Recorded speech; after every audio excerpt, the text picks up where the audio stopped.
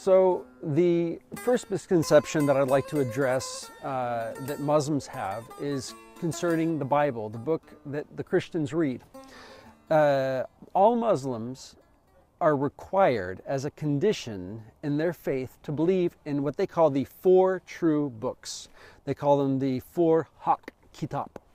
And those four Haq Kitab, according to Muslims, are Tevrat, Zabur, Injil, and Quran. These first two books, Tevrat and Zebur, are, according to Muslims, books that are books for the Jews alone. They're the Jewish books. The Injil is the Christian book, and the Quran is the Muslim book, but they also would say it's the book for all mankind. So they're required to say they believe and they place their faith, their iman in those books, except for they do one thing.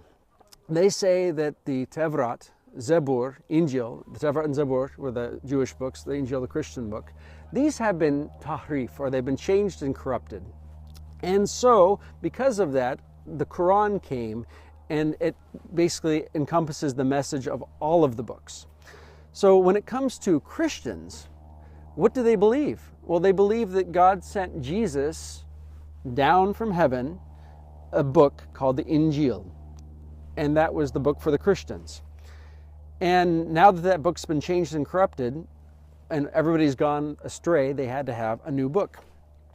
So that's a general understanding of what they have about the books that Christians and Jews believe and the Quran.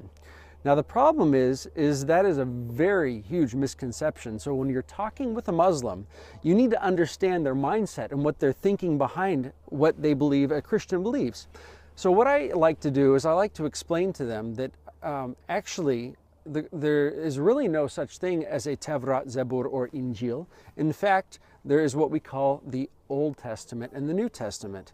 And that these two books, the Old Testament and New Testament, are talking about one story, they're talking about one trajectory, and it's focused on one person in one event. And it's all the same story, it's all the same book. And the Muslims are always shocked to think and see that, you mean you as Christians also read the Tevrat and Zabur? You mean you read the Old Testament too and you believe that? And we of course say yes, because it's integral. You cannot have one without the other. That is the first misconception that is easily addressed with a Muslim, is explain to them, no, Christians read all of these books and they're together. But in fact, the Old Testament is not just two parts as they have been taught. It's actually made up of 39 parts. And the Injil, the New Testament, is not just made up of one part or one book, it's actually made up of 27 different parts. And it's really helpful to go through all of these books and show how they're integrated with the Muslim. So that is one of the first misconceptions they have about the Bible, is they think that it's all chopped up in these different pieces and that it's been changed and corrupted.